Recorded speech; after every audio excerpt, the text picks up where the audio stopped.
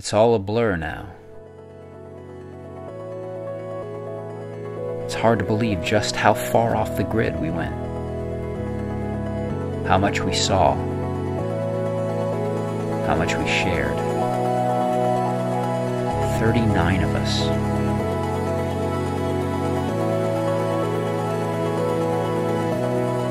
I've never felt so far from home.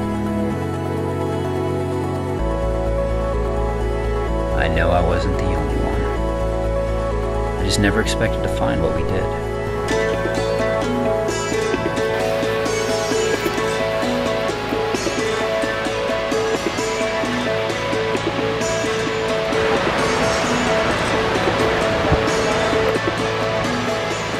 I thought that there was going to be a lot of poverty because I've heard that everywhere, and I expected obviously it's going to be a lot different. I heard that it's so different than every single other African country, so I didn't really know what to expect. We kind of inevitably expect to see poverty and to see starvation because that's all we're really shown of Africa. But I didn't really want to think that, so as we were traveling there, I just wanted to have like no expectation. I think one of the hardest parts for me was being able to realize that I was in Africa and that it was hard for me to be present. It just felt like a dream. It really felt like a dream.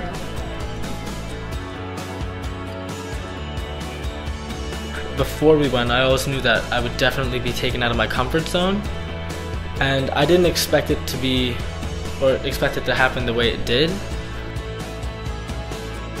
Looking back on this trip now, all the things we went through, meeting all these different kinds of people, becoming immersed in such a diverse culture, it was definitely life-changing. It was hard. This was a place that we really knew nothing about, and it was definitely physically and mentally challenging. One problem I really thought would be really hard to adjust to is the people and how they live. Over time, once you're able to really accept this, we could really connect with them as individuals, as people.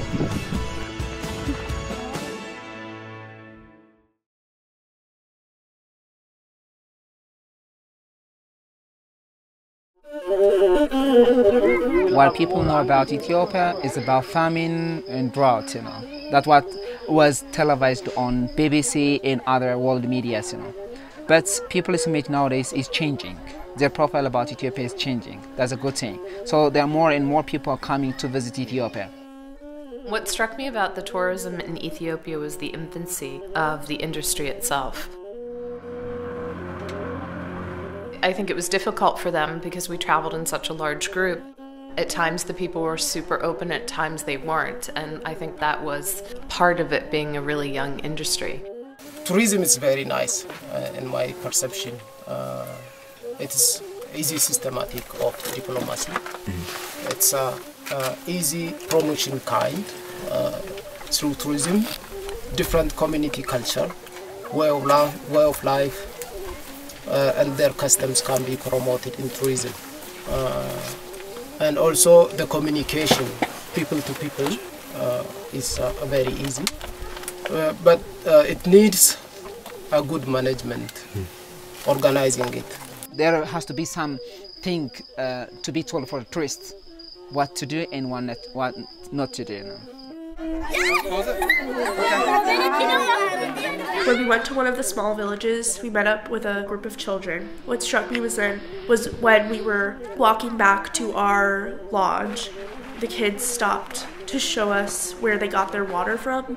And I saw some of the local girls carrying jugs of water, and it triggered something in me and made me realize I take it a lot for granted. Although they may be at a disadvantage materially, I talked to a lot of them and they would say, I'd say, oh, how is it to live like this? And they would say, well, we're happy. And we have God, and God is great, and we have family. So we don't think about these things because we have all of these things in life that are important to us.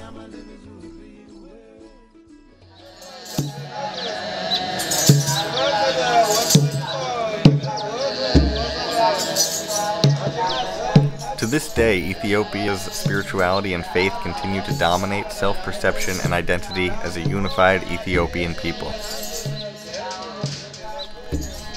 Their Judeo-Christian traditions date back nearly 3,000 years to King Solomon and the Queen of Sheba.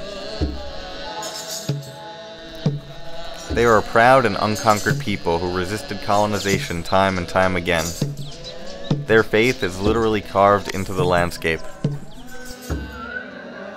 This is the last project of King Lalibela in one of the famous, the most amazing church in Lalibela in Ethiopia. It's, according to the manner of construction, it is pure monolithic church. It's a freestanding church. And also it is the only cruciform church. If there's no church, no Ethiopians. Christianity in general was introduced in Ethiopia before the other world understood about Christianity. There was an Ethiopian eunuch which was converted and baptized by Philip in 34. So he accepted Christianity.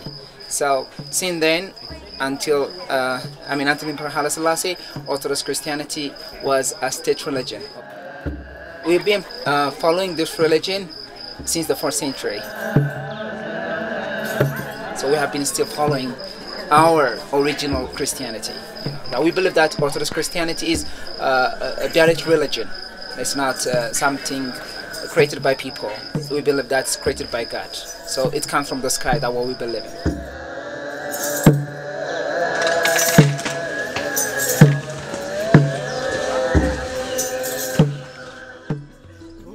One of the things that was just mainly surprising was seeing like a little kid half my size herding cattle or walking like that, because you know that they need to sort of work to survive, but you don't always realize how that trickles down to even like the younger population. Overall, there's a massive amount of poverty in Ethiopia.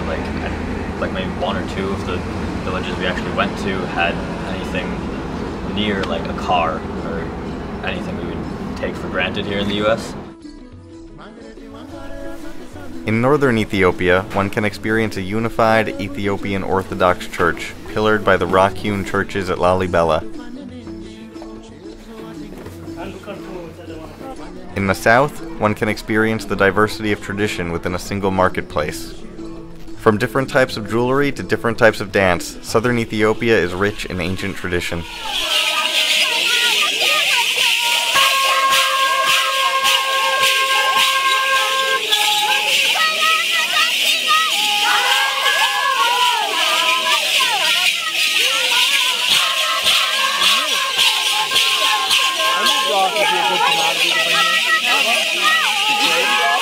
I'm just saying, I was thinking about on the bus, and how much must they be worth out there?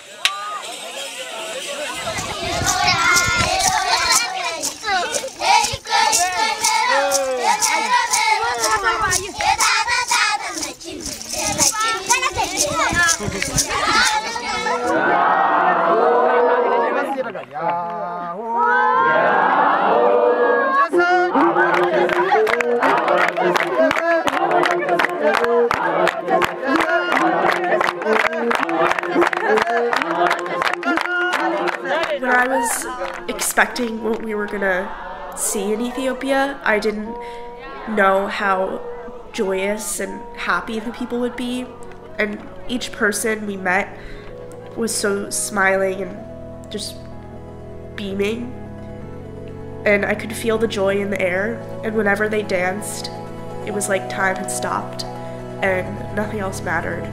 There was so much happiness and so much joy, and the people didn't know what they were missing because they weren't missing anything. They had so much to offer. I thought we were going to have a lot to teach them, but I didn't really feel like I taught them that much. I thought they taught me a lot more. I don't think I've ever seen people so happy to see foreigners. We went to a village and we were with children and we were working with them with the cameras, and this was really early on in the trip. And as we were leaving, there had been a girl that I had photographed and who had repeatedly come back to me to use the camera, and when we walked away, she ran up and just sort of like touched my back, and that just kind of said a lot to me, although she couldn't communicate through words. and that really that made me feel like there was some sort of connection. There was still just an acknowledgement that I know you and now you kind of know me and we exchanged something. Jacket is folded over at this arm. Even though there's so many differences between us, there's something we very much share that I've noticed. The love of family, really. Everyone in Ethiopia seemed to be very connected to their families when we saw them, and I feel like that's something we can really connect to them through.